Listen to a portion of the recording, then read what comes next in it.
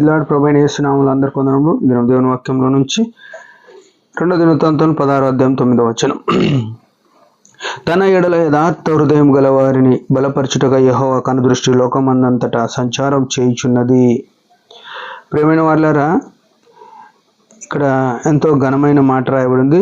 ఈ విషయమందు నీవు మతి తప్పి ప్రవర్తించితు గనుక ఇది మొదలుకొని నీకు యుద్ధములే కలుగును. చూడండి, దీర్ఘదర్శి అయిన అనాన రాజైన ఆశ యొద్దకు వచ్చి అతనితో ఇలాగ ప్రకటన చేసింది. ఒక విషయంలో తప్పిపోయిన వ్యక్తిని దేవుడు ఎంతో స్పష్టంగా మాట్లాడుతూ వచ్చినాడు. ఇక్కడ ఏమంటున్నాడు? తన ఎడల యథార్థ హృదయం గల వారిని. ప్రేమైన వాళ్ళారా, ఇది యథార్థత అనేది చాలా చిన్న మాట. మనం ప్రతి ఆదివారం ఆరాధన పోయినప్పుడల్లా యథార్థంగా ఆరాధన చేయాలా అని అనుకుంటుంటాం. కానీ బైబిల్ చెప్పేది ఈ యథార్థత అనే దాని మీద క్రైస్తవ జీవితం కట్టబడుతుంది. తన ఎడల యథార్థ హృదయం గల వారిని బలపరచుటగా యెహోవా కనుదృష్టి లోకమందంతటా సంచారం చేయుచుందండి. అంటే ఈ మాట చూడండి, దేవుడు యథార్థవంతులను చూస్తున్నాడు, కానీ ఏం చేస్తుంది? సంచారం చేస్తుంది ఆయన దృష్టి. ఎందుకంటే యథార్థవంతులు ఎక్కడ కనబడతారా అని చూస్తున్నాడు. కనబడట్లేదు. దేవుని మందిరంలో కనబడట్లేదు, క్రైస్తవ ఇళ్ళలో కనబడతలేరు, సేవకుల ఇళ్ళలో కనబడతలేరు, దేవుని పరిచర్య జరుగుతుంది అనే స్థలాల్లో కనబడతలేరు.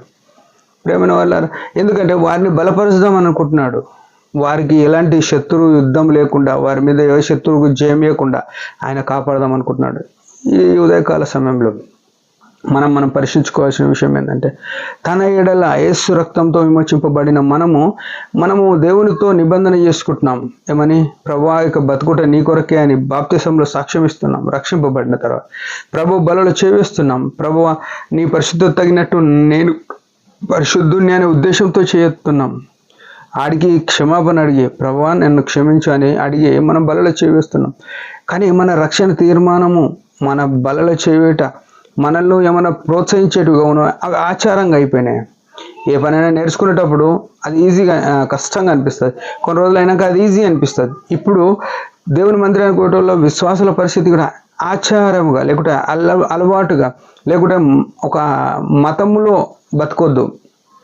యేసు ప్రభు ఏం చెప్పినాడు? యేసు ప్రభు ఏదైతే చెప్పిండో అది మాత్రమే, యేసు ప్రభు దేనికి కట్టుబడి ఉన్నాడో అది మాత్రమే మన జీవితంలో ఏలుతూ రావాలి. ప్రేమైన వాళ్ళారా, మన జీవితము ఆయన కన్ను దృష్టిలో ఎట్లుంది? ఎవరినెవరు తీర్పు తీర్చడానికి లేదు. ఎందుకంటే మన కొరకు 2 స్థలాలున్నాయి, నిత్య నరకమా నిత్య జీవమా. నిత్య జీవం గురించి, పరలోకం గురించి ఎంతో స్పష్టంగా రాయబడి ఉంది. అదే సమయంలో నరకం గురించి కూడా రాయబడింది. నరకం అంట చూస్తే యోబు గ్రంథంలో 11వ అధ్యాయం చివరి వచనాల్లో చూస్తే అది తిరిగి రాని దేశం అని రాసింది. ఓ ప్రియ సహోదరుడా సహోదరి, ఒక్కసారి వెళ్ళకపోతే బయటకు వచ్చేదే లేదు. యెషయా గ్రంథంలో ప్రేతలు లేస్తున్నాయంట, ఎప్పుడు వస్తావో మనల్ని పట్టుకుందామని. ఆ నరకం గురించి అది బాటంలెస్ పిట్ అని రాయబడింది. అంటే అడుగు లేదు, ఎన్ని తరాలున్నా కిందికి పోతూనే ఉంటుంది. ఒక ఆత్మ కిందికి పోతూనే ఉండాలి పాతాళంలో. అది ఎప్పుడు అడుగు తగులుతుంది? యుగాలు పోతుందంట. అదే సమయంలో కాల్తా పోవాలా, అదే సమయంలో అరుస్తా పోవాలి. ఎందుకంటే ఒంటరిగా పోవాల్సిందే. ఎందుకంటే ఇది చాలా బాధాకరమైన విషయం. ఒకరి ఆత్మ ఒకరికి సంబంధం లేదు. పరలోకంలో మాత్రం కలిసి ఉండే అవకాశం ఉంది. యెషయా గ్రంథంలో స్పష్టంగా రాసింది. అక్కడ అంతా నెమ్మది కలుగజేసే దేశం. అక్కడ మోషే, ఆరోన్లు అందరూ ఉంటారు అని రాయబడ్డది. కానీ పాతాళానికి పోతే ఒంటరిగానే ఉండాలి. పాతాళానికి ఎందుకు ఒంటరిగా ఉండాలంటే, ధనవంతుడు అగ్నిలో యాతన పడుతూ పైనున్న లాజరును చూసినాడు, కానీ ఆ పక్కన ఎవరెవరు పాతాళంలో వాళ్ళు కనబడతలేరు. పాతాళంలో చీకటి, ఒంటరితనం ఉంటుంది. మన జీవితం యథార్థంగా లేకపోతే ఈ లోకంలో అనిపిస్తుంది, ఏముంది చర్చికి పోతాం, పోం, చెప్పేటోళ్ళు చెప్తారు, ఇంటోళ్ళు వింటారు అనుకుంటాను. క్రైస్తవ జీవితం చాలా జాగ్రత్తగా వినే మీరు, చెప్పే నేను, మన జీవితాలు ప్రభుకు ఇంపుగా ఉండేటట్టు చూసుకుందాం. క్షమాపణ అడుగుదాం. దేవుని మాట దీవించిన చిన్న ప్రార్థన.